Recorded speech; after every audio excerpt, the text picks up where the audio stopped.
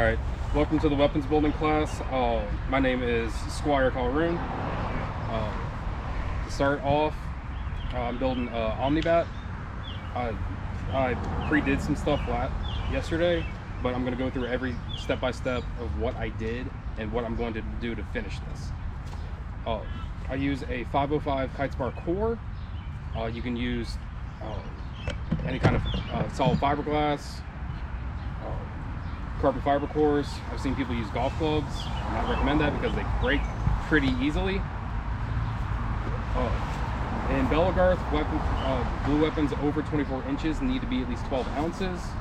The way I do that, I back weight the weapon normally with a carriage bolt or nuts. In this instance, I used 5/8 nuts and a 10-inch 3/8 carriage bolt. I ended up I put tape around the threads of the bolt to thicken it a little bit. I pressed it down into the core. I taped it off so it won't rattle or move around. On top of that, I taped all the nuts together and slid it down the core, seating it solidly against the carriage bolt, and then I strapped those down too. Over top of that, I used 3/16 EVA foam. I cut a 2-inch strip of it. I did 10 inches long. Used two-sided carpet tape, which I have right here. Put it on one side. I beveled the inside edges so that it seats flatly, and you don't get a bulge. You know, it's offset by making it awkward to handle. On the back end, I used blue camp pad or any 2 to 4 pound open cell closed cell foam will do. I put 2 layers because I tend to pommel fight quite a lot, and I bust through the foam quite often. And I like to use a type of, any kind of cordage. I ended up using 1/4-inch poly rope to thicken the handle. I put carpet tape 9 inches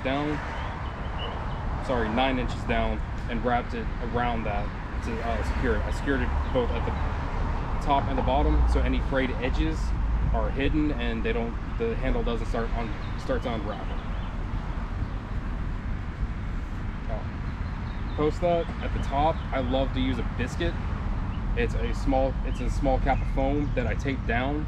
So in the past, I've had tips blow out because of exposed core at the top, and this was taught to me when I first started building weapons to help support the tip. This one is a 38-inch core. It's going to end up being about 41 inches overall. To secure the foam, I buy sword blanks from a company called Cold Mountain Company. You can get them from any other foam weapons supplier. Forged Foam or Gore, Prometheus. Not Prometheus. They shut down years ago. My bad. Optimus or Cold Mountain Company. They deal exclusively through Etsy, but they're closed down right now.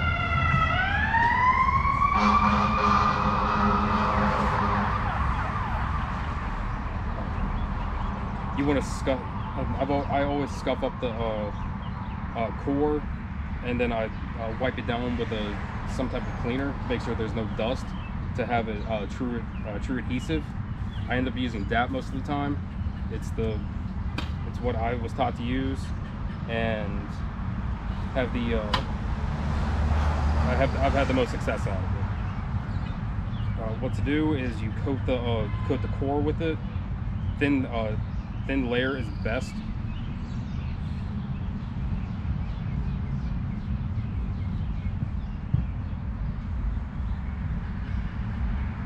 You go all the way around the core, all the way to the top. Leave that about 5 minutes to settle once you're done, and then you can move on to actually putting the dab onto the foam for the weapon. And I'll show you how to do that in just a second.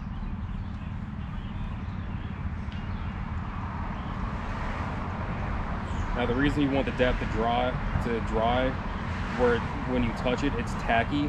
That's when it has the most adhesiveness to each other. In the past, I've had core separation from the foam ends up having issues with blowouts, or the foam becoming very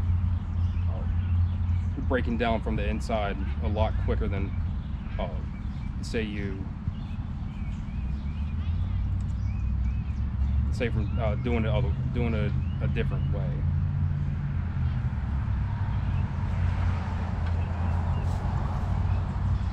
And same application with the dab onto the foam. You want a thin layer all the way around inside of where the core is going to be. It's channeled out.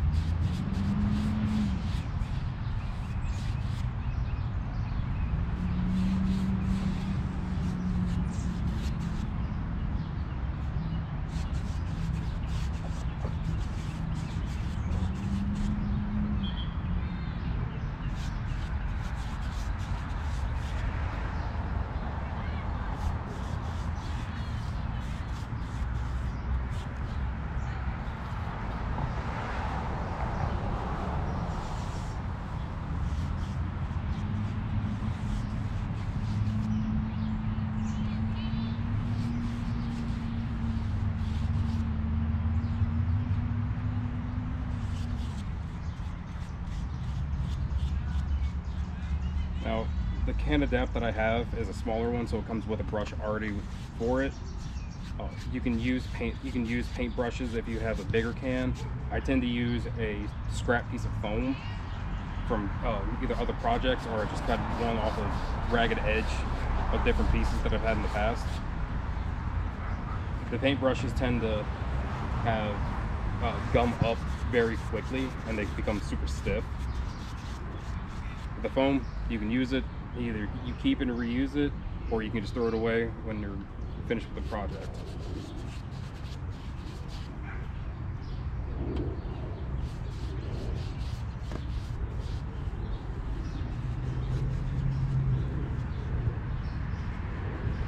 Now, while I'm waiting for that to dry a little bit, I'm going to go over the stab tip. A lot of people use yoga mat. It's a squishy foam that's usually fairly, it's between 3/8 and a half an inch thick. I use kneeling pads. The foam is a bit thicker, and it's a little bit more forgiving. I was taught the old school method. This is what I've used, and what I'm usually going to use, what I'm going to use for the foreseeable future. To me, it's a little more forgiving for the stab, because I've been stabbed with a lot of nasty weapons. I've been stabbed with this pad before, and it feels a lot nicer. If you don't use a biscuit for the top, you can also put a cap end on it. Using the EVA foam that I use for the pommel, you can use this as well.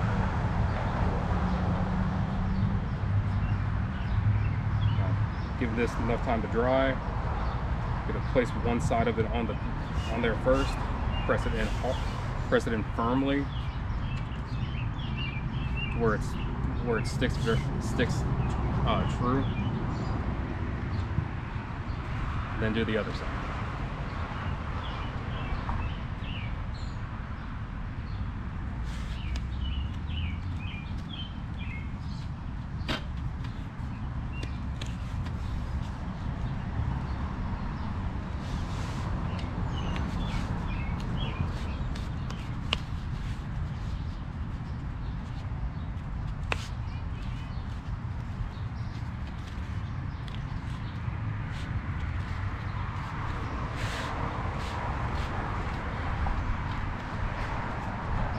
At this point, you're going to press it together, making sure that the DAP contacts each surface, and going down the weapon, you want to squeeze it, making sure that all of it is secure and you don't see any gaps throughout the foam.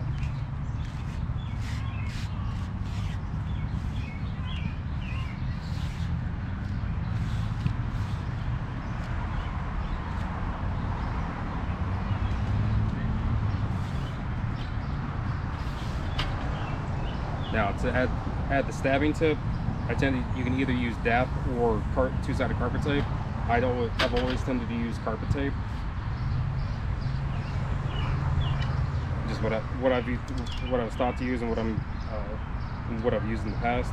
DAP is the same application as before. With the carpet tape, you want all the surface. You want the entirety of the surface where the stab tip is going to be to have it on there.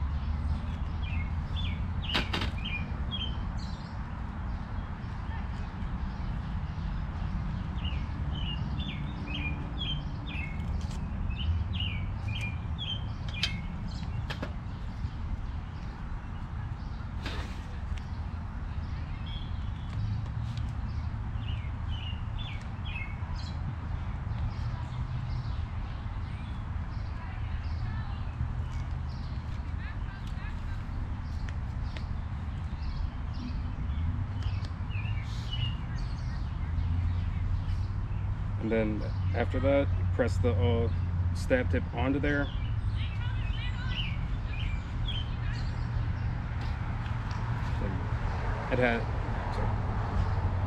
See where it's securely fastened. I'm going to take a little bit of Tyvek tape. You can also use strapping tape. I'm going to wrap it around to reinforce it where the seam, above the seam, leaving about half an inch between the stab tip and the top of the weapon. It helps reinforce it and it doesn't compress it too much.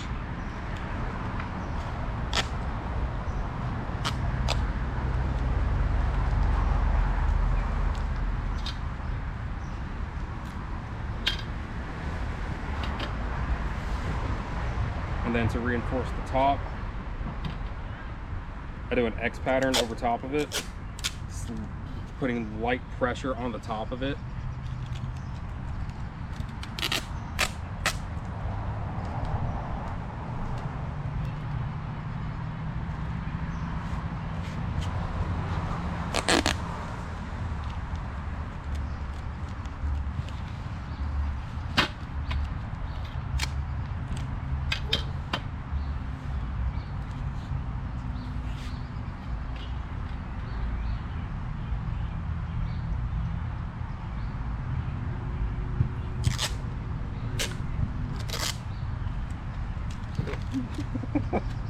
That was for good luck.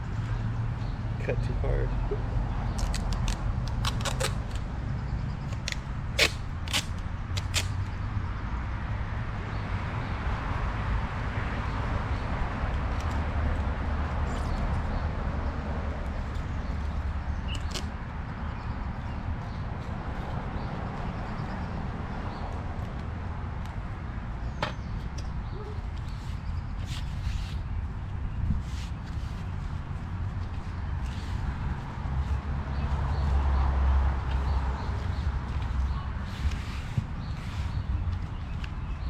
Then I always reinforce the foam on the striking edge of the surface.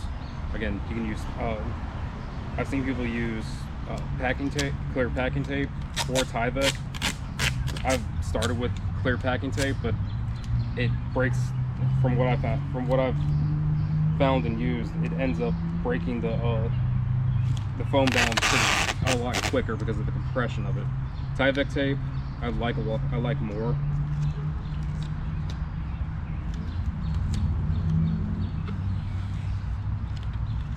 Then you're gonna go once around, go lengthwise down the weapon.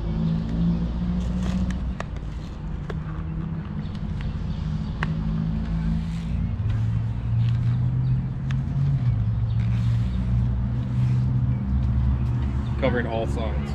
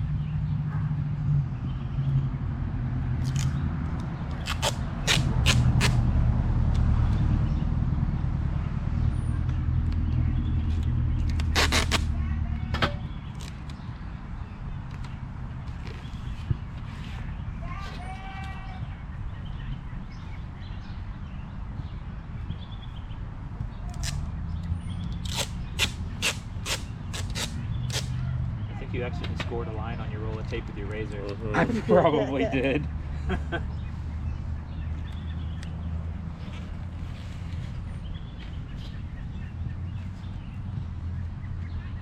rough, buddy. Yeah, I definitely did. I could feel it.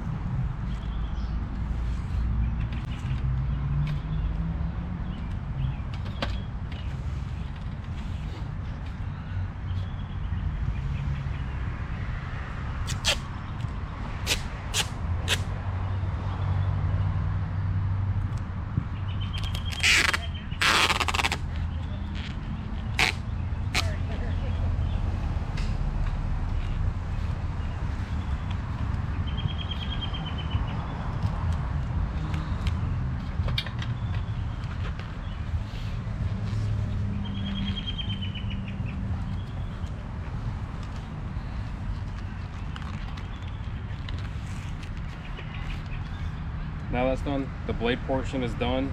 All you need is you can either reuse an old cover, sock. That's what I used when I was a broke college kid. Or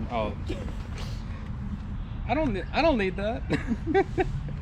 Or you can have either you can sew your own cover or reuse an old cover that you had on a different one.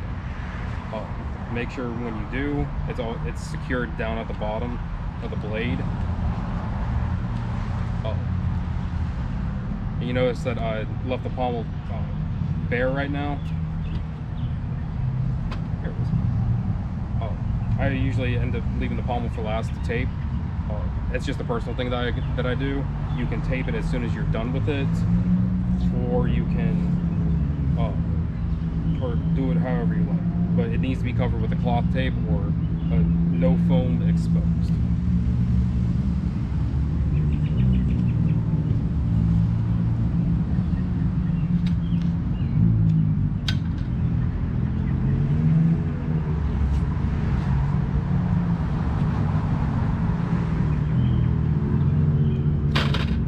Jimmy, hold it for you. Jimmy, hold it for you. Yeah, come on. Thank you.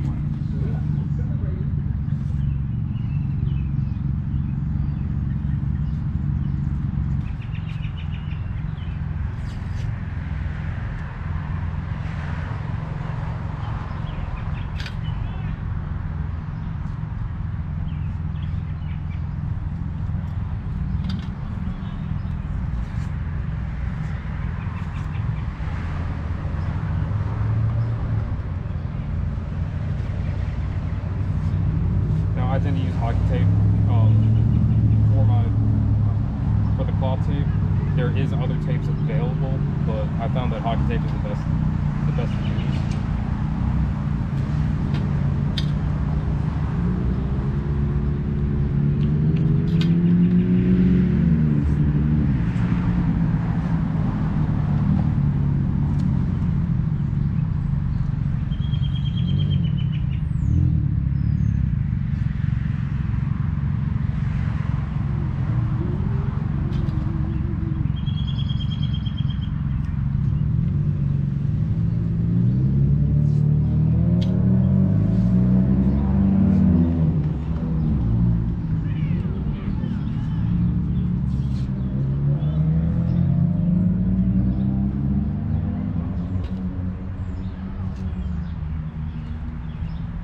Sir.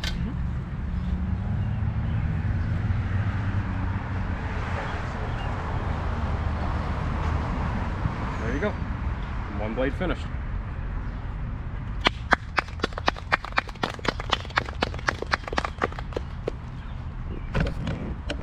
Do you use carpet tape to hold down the rope, or do you? I use carpet tape to hold down the rope.